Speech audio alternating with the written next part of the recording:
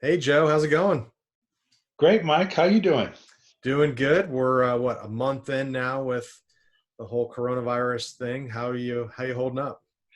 Getting a little stir crazy, to be honest. We've discovered every nook and cranny of the house as we talked about in the last podcast. So now that the weather's nicer, we're in various locations outside, but get to wave to the neighbors. But how about you? Same thing, right? Just try to figure out, hey, what's new and exciting that you can do. So we took the kids golfing last weekend. So I'm fortunate that the whole family likes to get out there and golf. So we went on a distance trip. We got a 2 hour drive to a place that up in the mountains called Old Bow Golf Club, right off of 77, and just picture perfect. Like I don't even care if I was golfing. I could be just walking out there. It's just so beautiful. So just fun just to hang out with the family and get away from things and so it was good. And then this week the Whitewater Center is still open in Charlotte. Like you can't go inside and some of the things, but you can use the biking trail. So we did some biking this week. So that was kind of cool. How That's about you? cool. Yeah, we've got some property in the foothills of the Blue Ridge Mountains near 20 miles or so from Greenville, and we're going to head up there when we got to make sure the weather doesn't get below 50 at night because we're going to do we've got a couple 10 acres out there, so we're going to go camping Oh, on our own property. And obviously you're social distancing because there's nobody nobody around anyway, so you can get there and back on a full tank of gas, so not a problem. that's cool. Yeah, it's good just to kind of get out of the house for a little while. Yeah. So a couple things that we wanted to talk about today. One was kind of digital supply chain, right? Hey, we're all kind of locked up, whether that's for business or for just being a consumer. What are you seeing out there from a digital supply? Has anybody brought out anything new and exciting, or have what's going on? Well, I some personal experiences I can share. One of them with you that like toilet paper is in short supply, but surprisingly, there are some other products that are in short supply. And my wife and I have always wanted to get a freezer because we want to buy organic, beef from a local farmer. So we've got ourselves hooked up with one of those farmers. So in the fall, they're going to harvest, but we don't have a freezer. So unbeknownst to me, I went online to try to order one, or I called a couple local appliance stores because I want to give them the business, but there are no freezers to be found. You can't find them anywhere. Wow. So one of the local stores here in Pineville told me you'd have a heck of a time finding them. There's no way. You're looking at July or August. So on Whirlpool's website, I decided I would sign up for you know tell me when there's new availability. And to my surprise, the next morning I got an email. So I couldn't believe it. So I went onto their website uh, and found the product that we were looking for, tried to put it in the shopping cart, and it said couldn't do it. But I got another email saying, yeah, we've got inventory. So I got two emails, and I thought, well, let me just stay on this website while I'm just doing other things during the day. And every so often, it took me 22 times, but the 22nd time, I was able to pop it into the shopping cart, paid for it, and then lo and behold, they give you a little Whirlpool pizza tracker, and they tell you, "We've got your order. We've made your order. It's now getting packaged. It's on its way." And today, this was like 3 days ago. I ordered it and got a notice today from the shipping company, and they're delivering it next next Wednesday. So that was pretty Sure, this bizarre. wasn't on Cyber Monday. Kind of. It felt like that, Mike. It was just bizarre. So yeah, that do you have a story like that? Yeah, I actually there were some masks that I was looking to buy. This was about 2 weeks ago, like right when I think the day of they made the announcement about some masks. So I fish, so there's some of these fishing masks you can go out in the water and protect yourself from the sun. But it's like, hey, it's maybe something we could have with the kids that they'll like. They cool little graphics and stuff on it. But I was the same thing. You had to kind of keep hitting the button. But I was just hoping that it wouldn't do that on the payment side, right? So I was trying to get things in the cart, but I got to imagine that's a SQL database issue. I mean, you're closer to than me. I mean, is that a SQL database thing or is I that don't bandwidth know, or man. It's like reserving inventory in their ERP system, the integration to the back end systems. There's so it's the that whole process has got to be taxed pretty heavily right now. Same thing, I was mentioning, I wanted to get a webcam because I'm just using the camera that's built into my laptop. And, Logitech is a brand that people know and love, and they've got a pretty reasonably priced, HD camera. And, you can't get those anywhere right now. And I tried to, whirlpool the whole process, but to no avail. But there's some off brands, including, like Lenovo and others that are sort of coming into the market. It's creating some new, new competitors where, people wouldn't think to turn to Lenovo for a camera, but it stands to reason because they build cameras into their laptops. But yeah, that's another example that I'm finding to be a little bit challenging to find. Well, if you talk about you kind of repurposing your business, so there's two stories that I have that I've had this week. So I talked to uh, one of the investors in a brewery that I know here in Charlotte, and they said is this is unknown brewery. They've repurposed for hand sanitizer, which I thought was really kind of Hmm. neat. Right? Is they've said, hey, how can we do greater good? So they're doing stuff with hand sanitizer, and then I want to share my screen with you. I was on the Charlotte Business Journal. I get noticed because I subscribe, and they put out an article yesterday that said, "Hey, Sycamore Brewing, which is a local brewery here in Charlotte, and what they're doing is now they're doing to your door, right? So pretty interesting That's stuff of great. how they're doing beer to your door. So here I'm sharing the screen with you, but I think it's just real. It's simple, it's neat, it's easy to read. It says, "Hey, delivery from 10 a.m. to 6 p.m." There is a minimum. So as you get outside of the city, they go from $30 to $40 to $50, but that's just your minimum purchase. And then, I think they do a great job. I mean, the website just really clean and easy to see. You can pick your beers, and I think, and for selfish reasons, I think they do a really good job of, with the names of their beer with the actual the logos and graphic design that they do is pretty neat. So Yeah. again, they just really neat thing for kind of and hey, they just launched this, right? This should be hopefully best the best. What are your thoughts on this? I mean, Uh, I love it, Mike. I think it's creating innovation where market opportunities kind of present themselves, and innovative companies like Sycamore have stepped up. I think there are many examples of that that we've seen. I've never thought about purchasing groceries online, but I used Publix Groceries Instacart platform several times now. And, it's kind of weird. You go shop, kind of online, you have it grouped by categories you'd expect, fruits and vegetables and meats and all that kind of thing. And you put that in your shopping cart, you pay for it, and then you wait for the local shopper to pick up that order, and then you can watch them as they put things into the cart. And what's fun is they can interact with you. So if you say I want organic strawberries, and they're out of organic strawberries, they may have non-organic, or they may have organic blueberries, and they may offer a suggestion. You want me to put these organic blueberries in your cart instead of the strawberries? And you can say yes or no, or how about that? So you kind of interact with them, and in this case, the people who are shopping for you actually deliver the product. wow. So we've had the same guy twice now, and so I won't say we're friends, but it's kind of, you get familiar, and they literally drive it right up to your doorstep. They drop it off. They're wearing gloves and masks, and they're very gracious. And this guy happened to be an individual that lost his job, and he has 3 kids and a mortgage, and this was his new job now, and he was very grateful. Gave him a nice generous tip because you just feel like you got to do something for somebody, so that's my personal story that we've been embarking on. Yeah, I mean, using Amazon, trying to make some purchases, you look at the delivery time. Some don't have an estimated, and some are out there a pretty long time if you need something. So it definitely, impacts, as a consumer, it impacts your purchasing decision, right? Of Hmm. where do you go?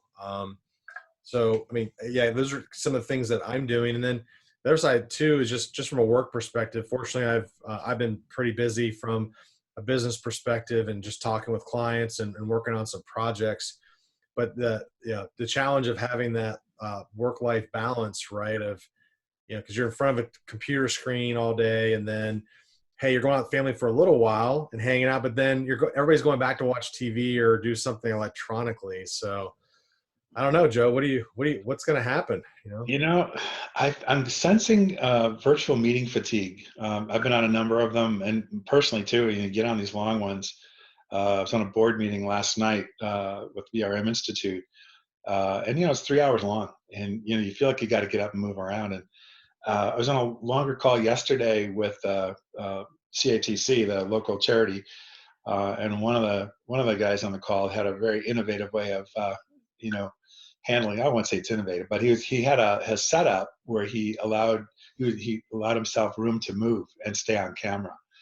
So he was walking around, and everybody in the call kind of remarked that, well, that's kind of cool. You can actually, it's a little bit of visual interest rather than like you and I are just sitting here in our, in front of our cameras.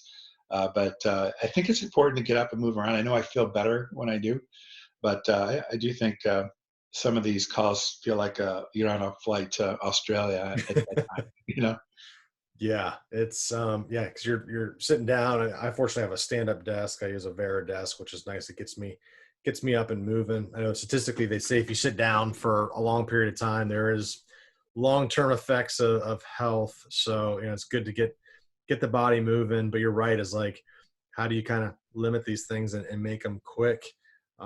In regards to things that are coming up in May, June, or August, what are you seeing out there in regards to events? Are people moving them out? Are they keeping them and just moving them virtual? What's kind of I know you do a lot of events in Yeah. the CIO community.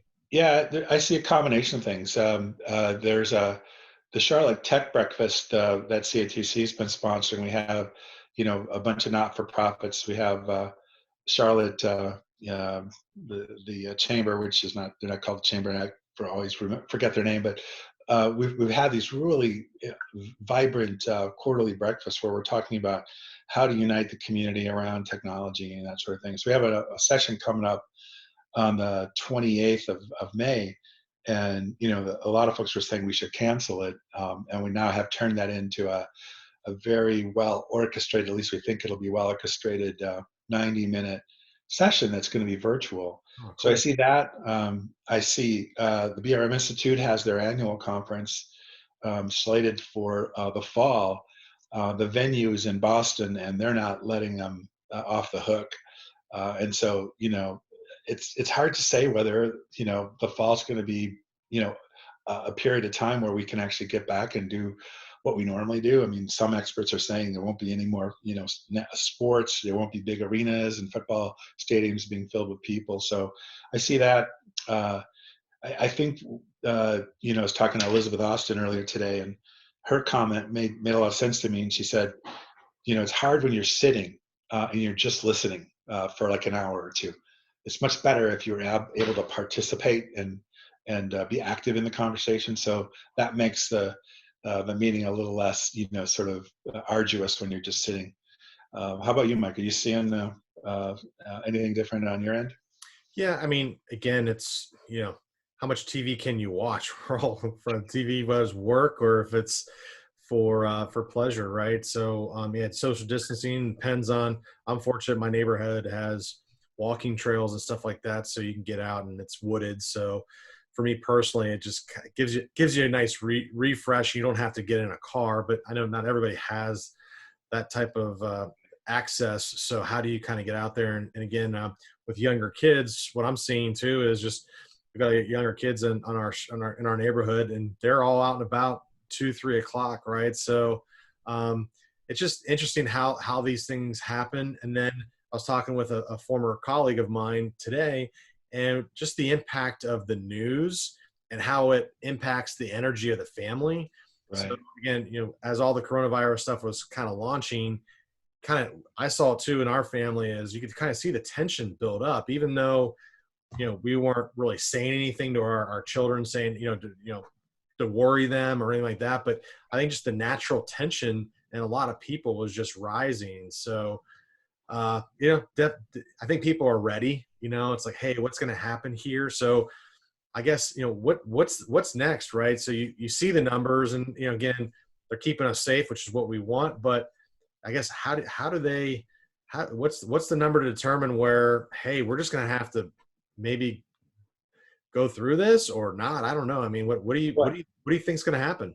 I wish I had the answer, Mike. I think, I think what I'm hearing from most experts is that in order to get to some level of normalcy or whatever the new normal is, we've got to have, enough testing to know where the hotspots are. So I think the secret from, you listen to all the governors talk and medical experts, they're really focusing in on that as the fundamental aspect of this thing. And if we can get that figured out, then you can open up, commerce, and you still will end up, I think, social distancing, and I don't think people will be shaking hands for quite a while, at least not until there's a vaccine that is reliable and proven, which keeps sounding like it's going to be a year away. So I fully think, Mike, we're going to be in some form of this for at least into the fall. That's what I think, unfortunately. You just think about how many open jobs are out there. That's the other thing too, is how are we going to support, folks that, again, if they're in the restaurant business and the restaurant didn't open back up, and that's their expertise and their knowledge, I guess, how do they retool, right? So there's going Yeah. to, I guess the good thing is we are in a digital world, so we'll figure it out, right? But Yeah. still a lot of unknowns. So in regards to hiring, do you know of anybody out there that's still hiring or looking, or? I hear in spots that certain financial institutions are still doing selective hiring. Locally here, I was on a call with a colleague that you and I both know. His company says revenues are down 25%. They're furloughing employees and they're letting all of their consultant resources go. So I think that's unfortunately more the norm than not. But it is, it's creating opportunity. I know I've been surprisingly busy, since so-called retirement in February, which I still marvel at the timing of that. But it's given me an opportunity to kind of get engaged with people from around the globe and around the region. And so there's still activity. You just gotta, be in the right spot at the right time. People have asked me how you do that, and I don't know the answer. Yeah. You have to be lucky, I think, a little bit. Well, they said the peak was what, 15th, right? So about 2 days ago. So I got to imagine we should probably start to hear more in the next 2 weeks. We're going to at least know what the game plan is Yeah, for summer. The key thing there is for selfish reasons where I'm sitting is schooling for kids. Like how my kids they really didn't have the remote. So and I talked with again my colleague earlier about his children, and his children go to private school, and they were fortunate that they had at home schooling, so they haven't missed a beat. But that again can be different level sets. So it's going to be real interesting to see what yeah. happens.